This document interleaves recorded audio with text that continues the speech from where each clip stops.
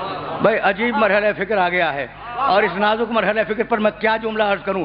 تم تو اس کے اسلام پہ بھی ابھی شک کر رہے ہو، جو خدا کا محبوب ہے، جو خدا کا محبوب ہے، ابھی ڈسکشن ہو رہا ہے اس کے اسلام پر، تو بات نہیں کروں گا، لیکن جب بات آ گئی تو جملہ سنتے جاؤ، پھر واپس جاؤں گا، میں پھر واپس جاؤں گا۔ ایک دن محمد گم ہوئے، بھائی سننا خدا کی قسم، اور یہ چھوٹا تھا واقعہ، میں واقعات بیان کرنے کا عادی نہیں ہوں، لیکن جب واقعہ آ گیا ہے نا تو سنتے جاؤ، اور یہ واقعہ تمہیں بہت کام دے گا۔ ایک دن ایسا ہوا مکے میں کہ نبی گم ہو گئے۔ اچھا بھائی سنو گے؟ دیکھو اس زمانے میں جب رسول گم ہوئے تھے تو مشرکوں نے سازش کی تھی کہ اگر محمد اکیلے مل جائیں انہیں قتل کر دو، ٹھیک؟ ابو طالب نے رسول کے ساتھ رہنا شروع کیا 24 گھنٹے۔ ایک دن ایسا ہوا کہ ابو طالب گھر میں رہ گئے، رسول باہر چلے گئے اور رسول گم ہو گئے۔ دوڑے ہوئے لوگ آئے اور کہا ابو طالب تمہارا بھتیجا گم ہو گیا ہے۔ بس یہ سننا تھا، بھائی سننا، یہ واقعہ تمہیں ہدیہ کر رہا ہوں اور کہیں لے جاؤں گا، آرام سے اس واقعے کو سن لینا۔ ابو طالب تمہارا بھتیجا گم ہو گیا۔ بس یہ سننا تھا کہ سارے بنی ہاشم کے جوانوں کو بلایا، اور بلانے کے بعد کہا اپنی تلواریں لاؤ۔ بنی ہاشم کے جوان تلواریں لائے، کہا دیکھو اپنی آستینوں میں چھپا لو ان تلواروں کو، اور یہ جو مکے کے چہار دیواری میں بڑے بڑے مشرک سردار بیٹھے ہیں نا، ان کے پہلو میں جا کے بیٹھ جاؤ۔ جوان بیٹھ گئے، اپنے غلاموں کو بلایا، ابو طالب نے اپنے غلاموں کو بلایا، کہا اپنے نیم کے لاؤ چھوٹی تلواریں، اپنی آستینوں میں رکھو، اور یہ جتنے مشرک سردار بیٹھے ہیں ان کے پہلو میں بیٹھ جاؤ، اور دیکھو میں جا رہا ہوں اپنے بھتیجے کی تلاش میں، اگر اسے لے کے آ جاؤں تو ان مشرکوں سے کچھ نہ کہنا، اور اگر میں اکیلا ہوں تو سمجھنا کہ محمد قتل ہو گیا۔ کچھ پوچھنے کی ضرورت نہیں ہے، تلواریں نکالنا، ان کے سینوں میں پیوست کر دینا۔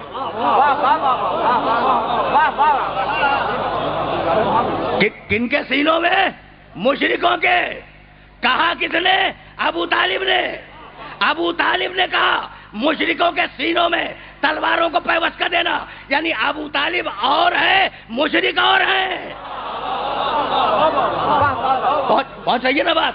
اب ظاہر ہے کہ واقعہ بیان کروں گا اور پھر واپس جاؤں گا مقام محمد کی طرف، لیکن جملے سنتے جاؤ، یہ جملے بہت کام آئیں گے۔ سارے جوان بیٹھ گئے، سارے غلام بیٹھ گئے، چلے ابو طالب 2 افراد کو لے کر پیغمبر کو ڈھونڈنے کے لیے۔ ان 2 افراد کے نام تاریخ میں موجود نہیں ہیں۔ دیکھو بڑا بیدار مجمع میرے سامنے ہے، اور میں نے عرض کیا نا میں واقعات نہیں بیان کرتا، اب جو واقعہ بیان کر رہا ہوں اس کے ڈیٹیل سن لو۔ تاریخ میں ان 2 افراد کے نام نہیں ہیں۔ چلے کوہ ابو قبیس کو عبور کیا، داہنے بائیں دیکھتے جا رہے ہیں کہ کہیں محمد نظر آ جائے۔ کوہ ابو قبیس سے نیچے اترے، سرزمین بطحا کو عبور کیا، سرزمین بطحا کے بعد پھر ایک پہاڑ پہ چڑھے، محمد کو داہنے بائیں دیکھا موجود نہیں ہے، سرزمین بطحا سے نیچے اترے تو دیکھا ایک مسطح پہاڑ پر محمد نماز پڑھا رہے ہیں، ان کے پیچھے علی نماز پڑھ رہے ہیں۔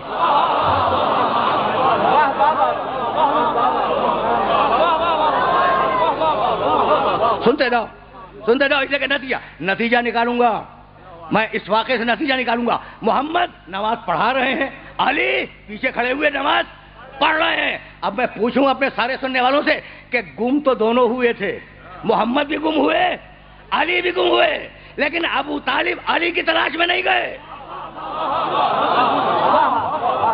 یہ ہے حفاظت رسالت، سمجھ رہے ہو بات کو؟ علی کی تلاش میں نہیں گئے تھے، تلاش میں گئے تھے محمد کی۔ کھڑے رہے جب تک رسول نماز پڑھتے رہے، ابو طالب کھڑے رہے اپنے 2 ساتھیوں کے ساتھ۔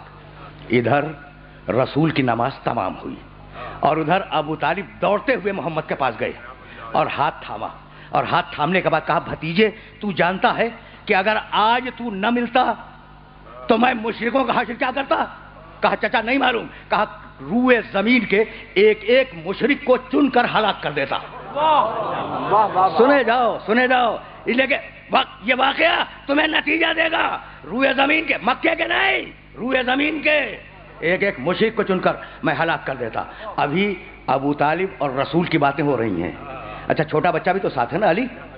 وہ جو 2 افراد گئے تھے انہوں نے علی کو اپنے قریب بلا لیا۔ دیکھو تم اپنے شہر میں بھی جب کسی چھوٹے بچے سے بات کرتے ہو تو اس کے لیول پہ اتر کے بات کرتے ہو، ہے نا؟ بچوں جیسی بات ہے۔ اب انہوں نے علی کو بچہ سمجھا، کہا میاں ذرا قریب آنا۔ علی قریب آ گئے، کہا یہ تم کیا کر رہے تھے؟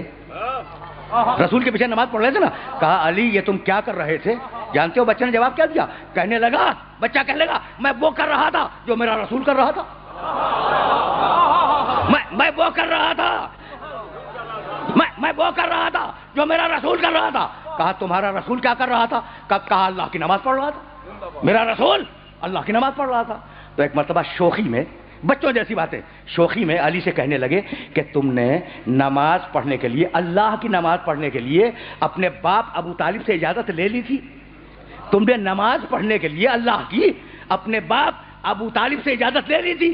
بس جیسے ہی سوال ختم ہوا بچے نے جواب دیا کہ اللہ نے مجھے پیدا کرنے کے لیے کیا میرے باپ ابو طالب سے اجازت لی تھی؟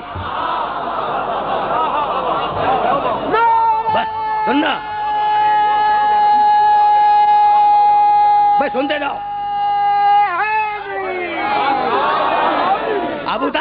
ابو طالب یہ جواب سن کر مسکرائے اور مسکرا کے کہنے لگے ابو طالب کا بیٹا ہے، ابو طالب کا بیٹا ہے. یہ کہہ کر محمد کا ہاتھ تھاما، ساتھ چلے، سرزمین بطحا کو عبور کیا، کوہ ابو قبیس کو عبور کیا، مکے کی چہار دیواری میں آئے.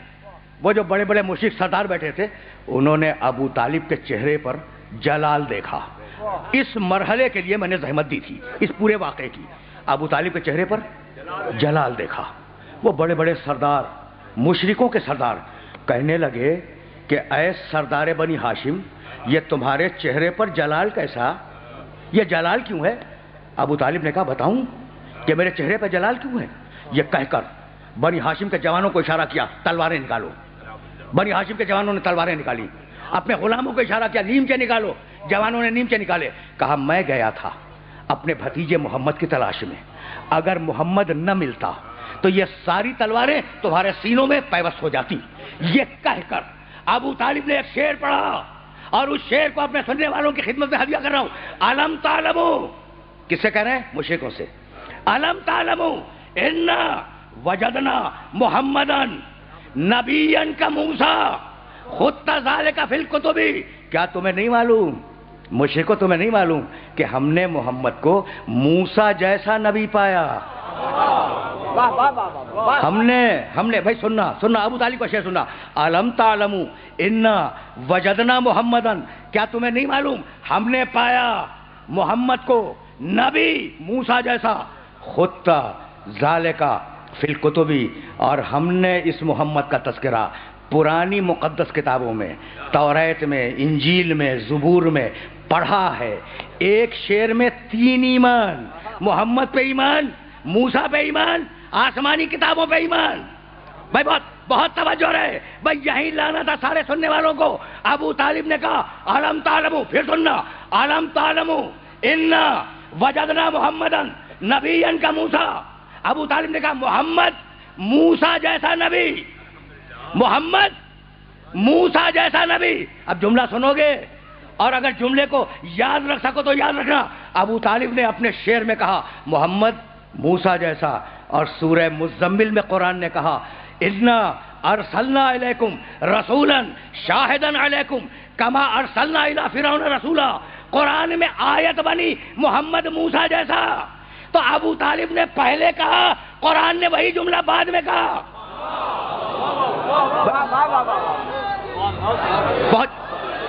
پہنچ رہی ہے بات؟ روکوں گا نہیں، اس لیے کہ مجھے واپس جانا ہے. اور اب سننا ابو طالب نے کہا محمد موسیٰ جیسا.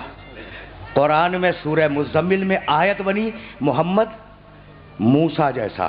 اچھا یہ بتاؤ کہ یہ جملہ ابو طالب کا تھا، لیا قرآن نے، یا جملہ قرآن کا تھا، لیا ابو طالب نے؟ بہت پڑھا لکھا مجمع میرے سامنے ہے اور اس کے سامنے ایک سوال پیدا کرنا چاہ رہا ہوں میں. ابو طالب نے کہا محمد موسیٰ جیسا، قرآن میں یہی آیت بنی محمد موسیٰ جیسا.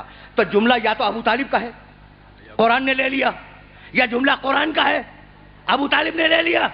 تو یہ جملہ ابو طالب کا تو ہو نہیں سکتا جسے قرآن لے لے. تو مسلمان یہی کہے گا کہ بھئی جملہ قرآن کا تھا، لے لیا ابو طالب نے. تو اب مسلمان سے ایک سوال کروں کہ بھئی ابھی سورہ مزمل تو اترا نہیں. پہنچ گئی بات میرے محترم سننے والوں تک. ابھی سورہ مزمل تو اترا نہیں. تو یہ ابو طالب کو آیت کی خبر کیسے ہو گئی؟ بھئی ہے نا سوال؟ تو بس اتنا معلوم کرو کہ نزول سے پہلے قرآن تھا کہاں؟ تو قرآن تھا لوح محفوظ میں. تو اب ابو طالب کے اسلام پہ بات نہ کرنا، بات اس پر کرنا کہ جیسے محمد لوح محفوظ پڑھتے تھے ویسے ان کا چچا ابو طالب لوح محفوظ پڑھتا تھا. بھائی بہت توجہ رہے، بہت توجہ رہے، اس لیے کہ تمہید میں رکنا نہیں ہے، کہیں جانا ہے. تو ابو طالب نے کہا محمد موسیٰ جیسا. سن لیا نا؟ کل بھی میں نے کہا، پرسوں بھی کہا کہ اللہ اپنے حبیب پر کسی کے احسان کو برداشت نہیں کرتا. مسلسل ابو طالب کا احسان ہو رہا ہے محمد پر. اب کیسے اللہ برداشت کر لے کہ میرے محمد پہ احسان ہو جائے؟ اب جواب سنو گے احسان کا؟ تو ابو طالب نے کہا محمد موسیٰ جیسا. حکم آیا کہ حبیب جواب دے دے. ابو طالب نے کہا تو محمد موسیٰ جیسا. تو کہہ دے ابو طالب کا بیٹا ہارون جیسا.